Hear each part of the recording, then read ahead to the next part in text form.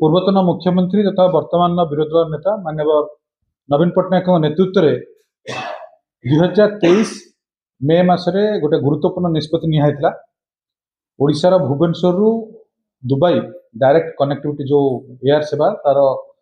कार्यक्रम शुभारंभ होता जहाँफल ओडिशा सहित रेस्ट ऑफ द वर्ल्ड केवल यूनाइटेड अरब एमिरेट्स नुहे अन्य पाश्चात्य राष्ट्रगुड़िक और यूरोपियन कंट्री गुड़िक इन्वेस्टमेंट पॉलिसी आमर से जो आईटी इन्वेस्टमेंट पॉलिसी था अट्राक्ट करता सहित जो कनेक्टिविटी आरंभ है शुभारंभ है से टूरिज्म ठू आरंभ कर कमर्स एवं बाकी जो कनेक्टिविटी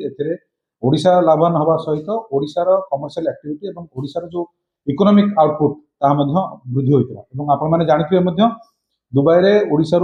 पाखापाखि 40,000 ऊर्ध्व व्यक्ति बसवास करती जीवासा गोटे एयर सेवा द्वारा सुगम होता आमर जो भायबिलिटी गैप फाइनेंसिंग गोटे थाए पाखापाखि 100 कोटी टंका तत्कालीन मुख्यमंत्री माननीय नवीन पट्टनायक ग्रांट करते वर्तमान आम जानवा पाचु जोटा आगामी मार्च 2026 रु दुबई और भुवनेश्वर कनेक्टिविटी जोटा गत सरकार रे गोटे सप्ताह 3 दिन चलाचल करता बंद होगा जाऊँगी जहाद्वारा केवल जे इकोनॉमिक आउटपुट इकोनॉमिक ग्रोथ हाम्पर हम नुहे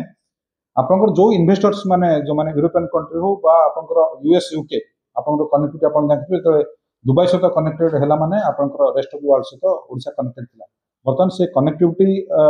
हाम्पर हम ता सहित इकोनॉमिक ग्रोथ हाम्पर हम टूरिज्म और बाकी समस्त कमर्शियल एक्टिविटी हाम्पर हम जोटा गोटे दुर्भाग्यजनक विषय और यहाँ बर्तमान जो बीजेपी सरकार जो डबल इंजिन सरकार सब इकोनॉमिक ग्रोथ कथा केन्द्र हो राज्य हो सब डिंडिम पिटी आटा गोटे दुर्भाग्यर विषय और अपारगतार परिचय सृष्टि कर मु आशा करुशार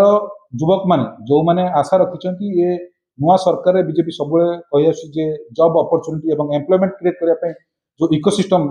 रहा कथा से इकोसिस्टम एयर कनेक्टिविटी बंद होगा जो निश्चित भाव में एक गोटे गुरुत्वपूर्ण क्षति ओडिशा सहित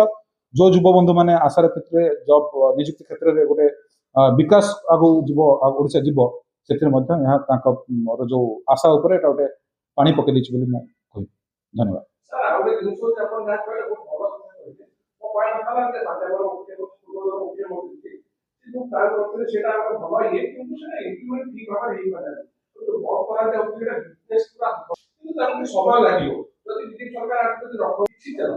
देखो आपणकर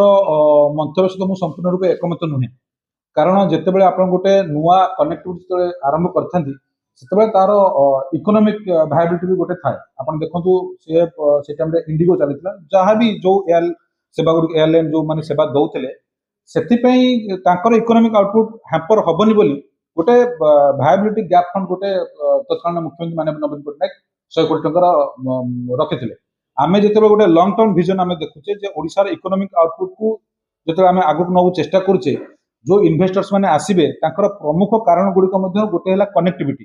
भुवनेश्वर और दुबई कनेक्टिविटी आपण कथार मु सहमत जे आपन जिते स्टार्ट होता से आपणकर फुटफल नाला से यात्री जीवासा करूँ सेटा ओभरनाइट के हुए जिते कनेक्ट हुए आपन जे आईटी इन्वेस्टमेंट कथा कहतु मैन्युफैक्चरिंग इन्वेस्टमेंट कथा कहतु जो इन्वेस्टर्स मैंने आसबे से धीरे धीरे धीरे गोटे होलिस्टिक सिस्टम और गोटे इकोसिस्टम भितर कनेक्टिविटी गोटे पार्ट तेणु यहाँ के ओभरनाइट हुए धीरे धीरे हुए और आप जानते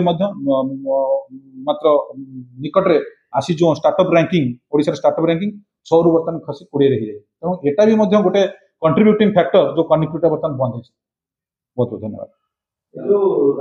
नहीं मु तो कहबी ना जे इन्वेस्टर्स मैंने आसीपारे ना इन्वेस्टमेंट रो जो अपॉर्चुनिटी गुड़ा अच्छी ता भितर आमर जमती यूथ डिविडेंड गोटे ता सहित जो मैंने आमर स्किल डेवलपमेंट गोटे पार्ट जो इंजीनियरिंग पिला माने बाहर वर्तमान तांकर जो स्टार्टअप पॉलिसी स्टेट गवर्नमेंट रो अच्छी तांकु केमिति ग्रो करबे सहायक होची एवं ता भितर गोटे होची कनेक्टिविटी आपण देखंतु जोठी आईआईटी बा आईएम अच्छी सेगुड़िक फ्लोरिश करार गोटे मुख्य कारण एयर कनेक्टिविटी जो इन्वेस्टर्स मैंने आसुचंती बा स्किल डेवलपमेंट इंटरनेशनल कथा मुझे कहूँ से निश्चित भाव में कनेक्टिविटी गोटे प्रायोरिटी दिखती ता भितर एटा गोटे कारण होइतिबार निश्चित भाव आगामी दिन में हाम्पर